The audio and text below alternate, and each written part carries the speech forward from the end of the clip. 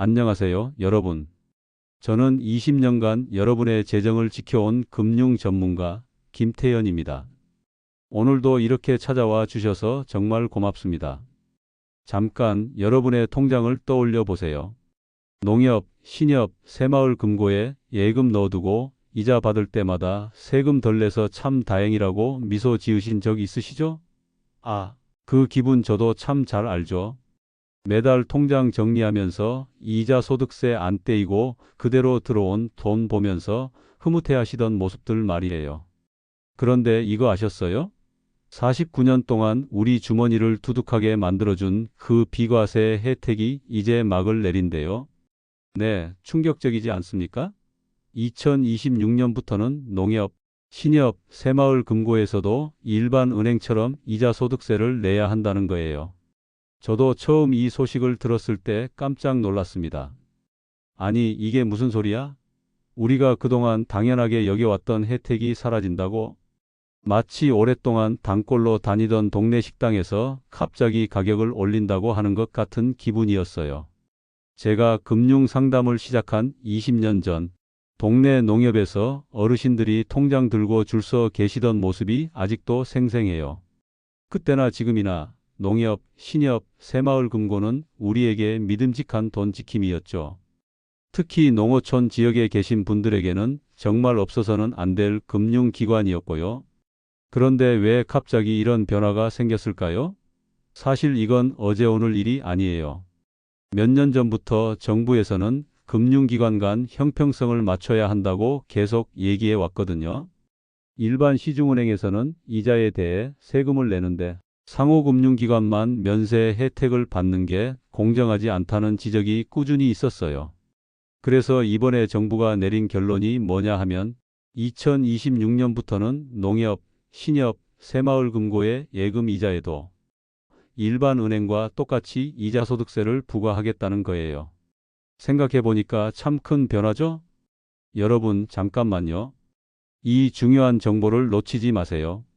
제가 오늘 알려드릴 내용이 여러분의 통장 관리에 정말 큰 도움이 될 거거든요.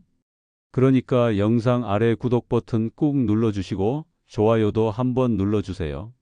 그리고 알림 설정까지 해두시면 앞으로 이런 중요한 금융 정보들을 놓치지 않고 받아보실 수 있어요.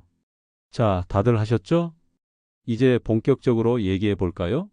이 소식이 여러분의 통장에 어떤 파장을 일으킬지, 그리고 어떻게 대처해야 할지 차근차근 풀어드릴게요. 먼저 숫자로 한번 따져볼까요?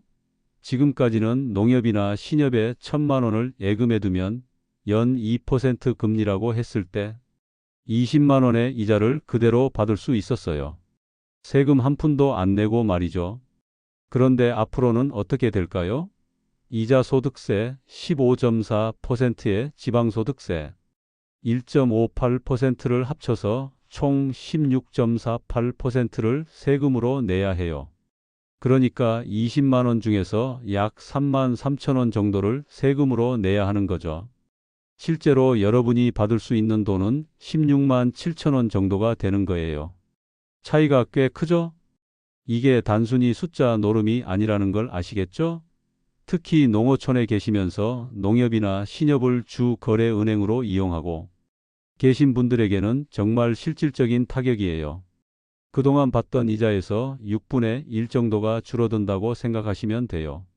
더 심각한 건 뭐냐 하면 이게 단순히 이자 수익만의 문제가 아니라는 거예요. 상호금융기관들이 경쟁력을 잃게 되면서 예금 금리를 더 낮출 수도 있거든요. 그렇게 되면 이중 타격이 되는 거죠.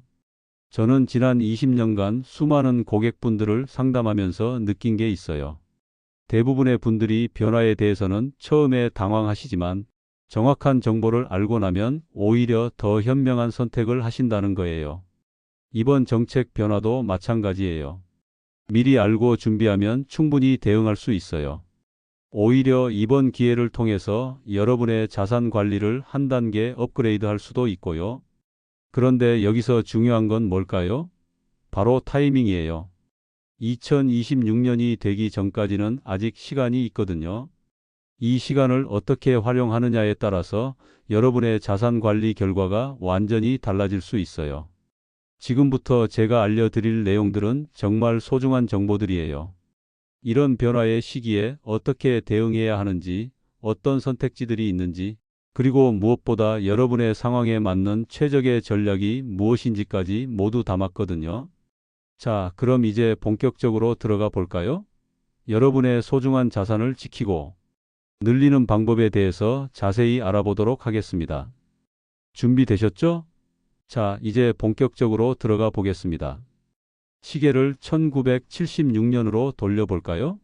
그 시절 우리나라는 농업이 중심이었고 정부는 농민과 서민을 돕기 위해 농협, 신협, 새마을금고에 특별한 선물을 줬어요. 바로 비과세 혜택. 예금 3천만 원, 출자금 2천만 원, 총 5천만 원까지 이자에 세금을 거의 안 냈죠. 일반 은행은 이자에 15.4% 세금을 떼갔지만 이곳들은 1.4% 농어촌 특별세만 내면 됐어요. 정말 큰 차이죠? 예를 들어 볼게요. 5천만 원을 예금하고 연 3% 이자, 그러니까 150만 원을 받았다고 해봅시다. 일반 은행에 넣으면 세금 23만 1천 원을 떼고 126만 9천 원만 손에 쥐죠. 하지만 농협이나 신협이라면 1.4%인 2만 1천 원만 내고 147만 9천 원을 받았어요. 무려 21만 원 차이. 이 혜택 덕에 농협 통장은 마법의 통장으로 불렸죠. 제가 처음 금융업계에 발을 들였을 때도 어르신들이 농협 통장을 보물처럼 아끼시던 모습이 생생해요. 당시만 해도 정말 순수한 의도였어요. 농민들이 자본을 축적하고 농촌 경제가 발전할 수 있도록 돕는 거였죠. 실제로 초기에는 농민들이 이 혜택을 많이 활용했어요.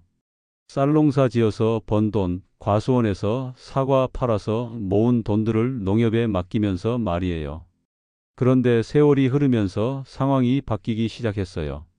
도시가 발달하고 농촌 인구는 줄어들고 농협은 도시까지 진출하게 됐죠. 그러다 보니까 농민이 아닌 사람들도 농협조합원이 될 수 있게 됐어요. 바로 준조합원 제도예요. 여기서 문제가 생겼어요. 이 제도가 고소득자들의 세금 회피 창구로 변질됐다는 겁니다.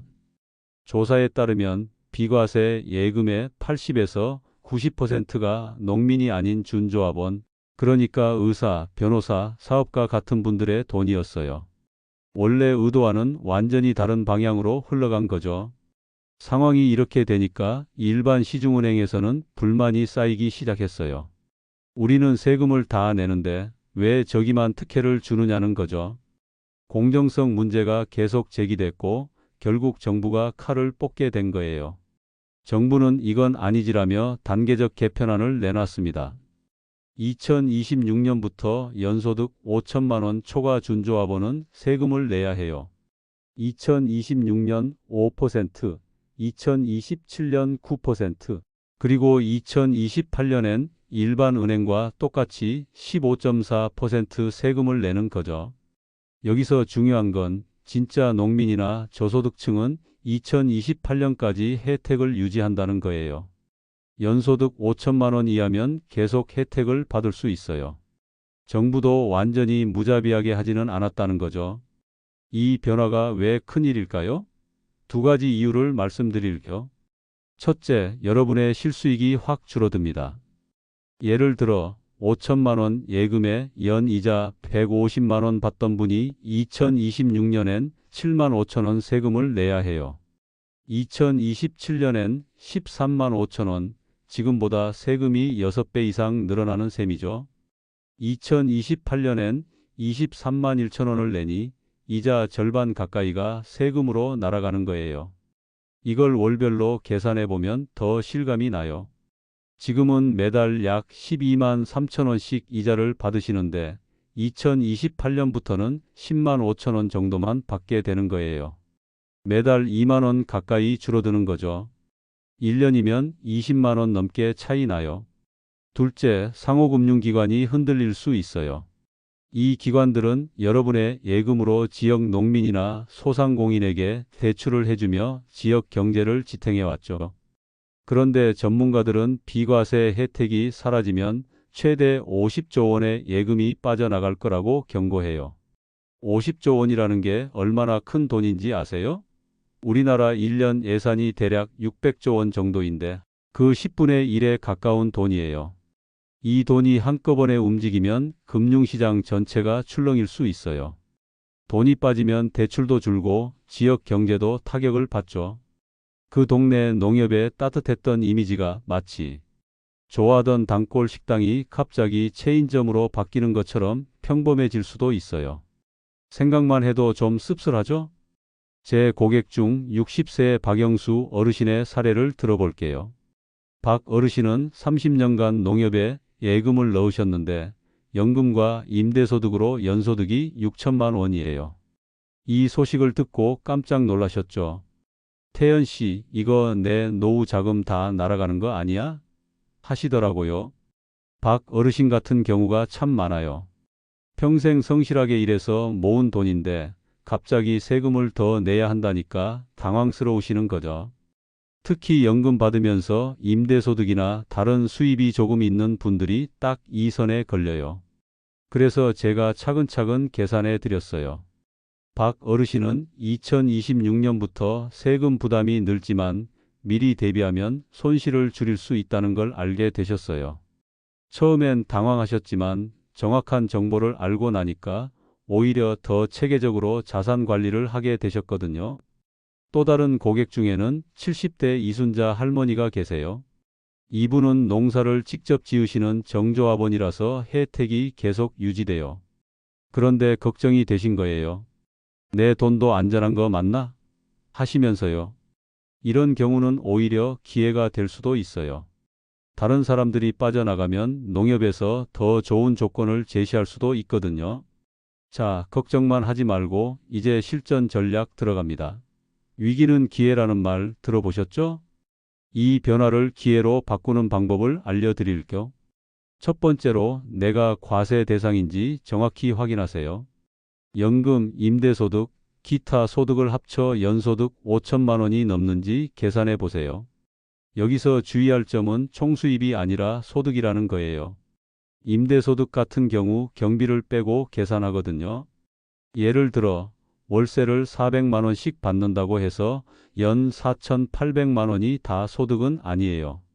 관리비, 수선비, 세금 등을 빼고 나면 실제 소득은 3,500만 원 정도 될 수도 있어요. 애매하다면 은행이나 세무사에게 문의하세요. 제 고객 중에 최은자 할머니란 분이 계신데 연소득이 4천만 원이라 과세 대상이 아니었어요. 그래서 당분간 농협을 그대로 쓰기로 하셨죠. 오히려 다른 사람들이 빠져나가면 자신에게는 더 유리할 수도 있다고 보시더라고요. 두 번째로 세후 수익률을 꼼꼼히 비교하세요. 금리만 보면 안 돼요. 세금을 뗀 후 실제로 손에 쥐는 돈을 따져야죠. 요즘은 스마트폰 앱으로 은행별 금리를 쉽게 비교할 수 있어요. 예를 들어 새마을금고가 3.5% 이자를 주고 일반 은행이 3%를 준다고 해봅시다.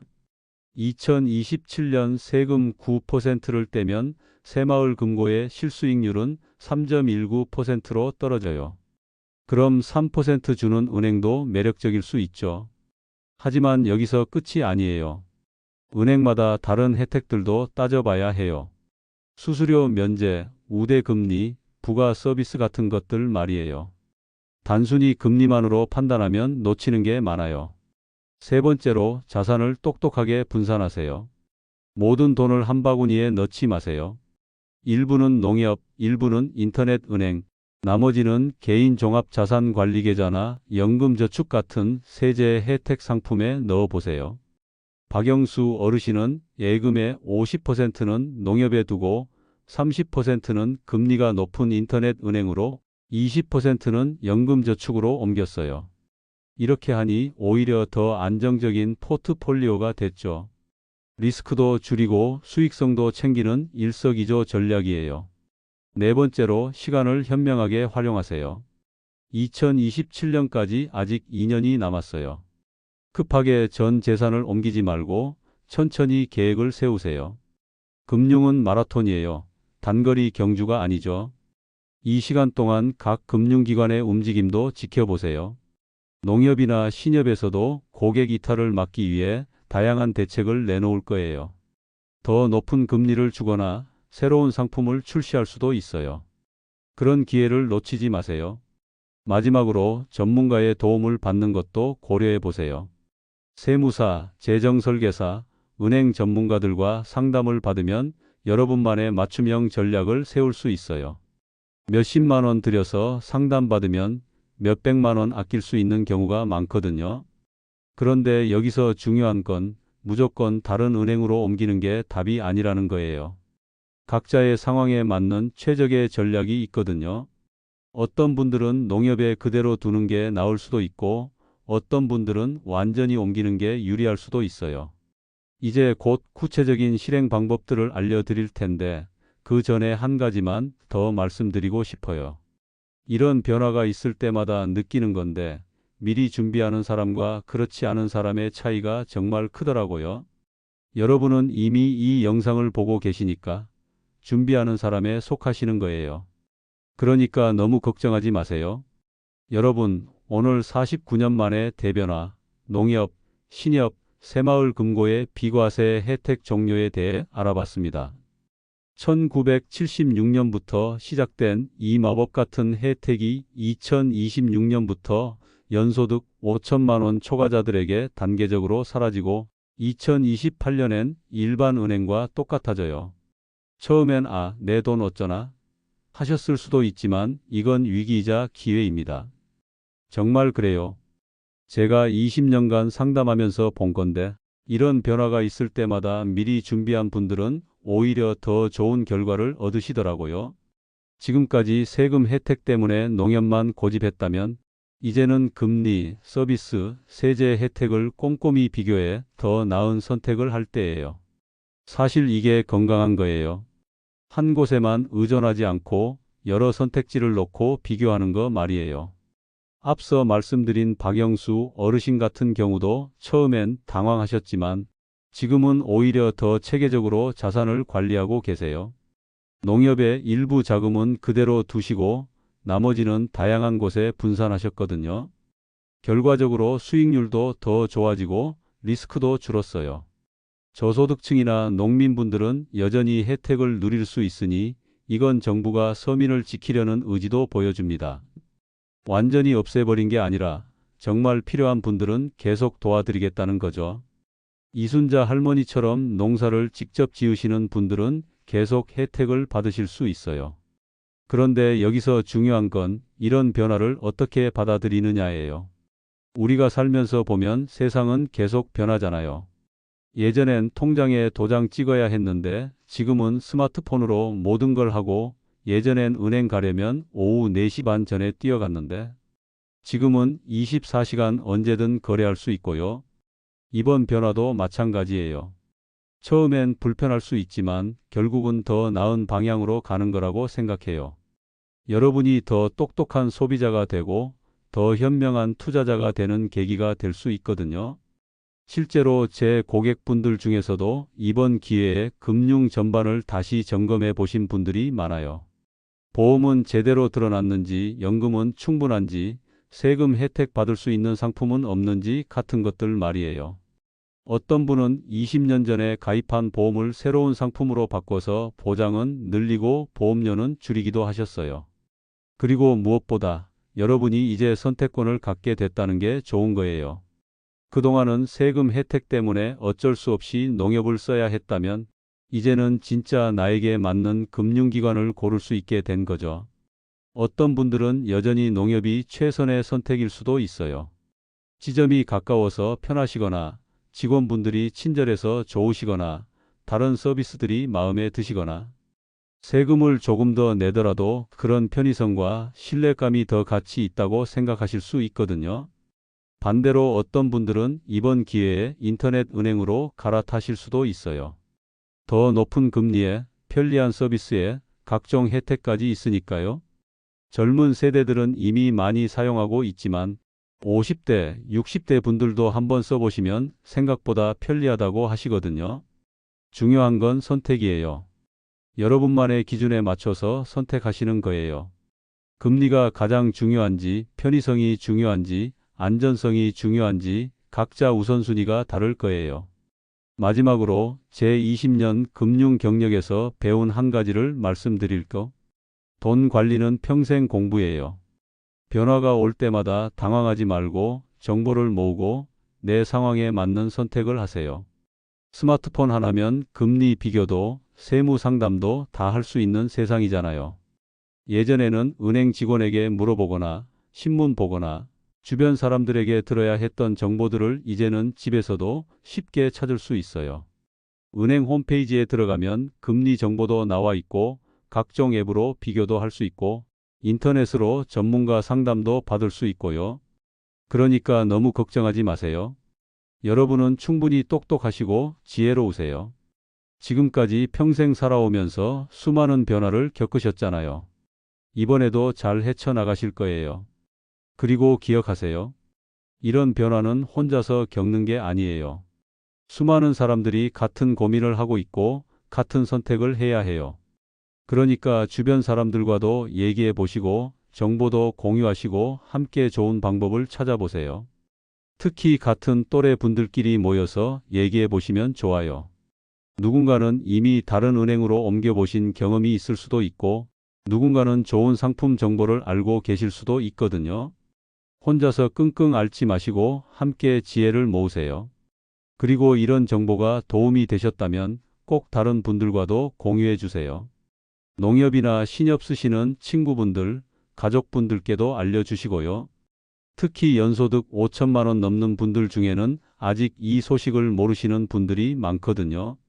여러분이 이 영상이 유용했다고 생각하신다면 좋아요 버튼 꾹 눌러주세요.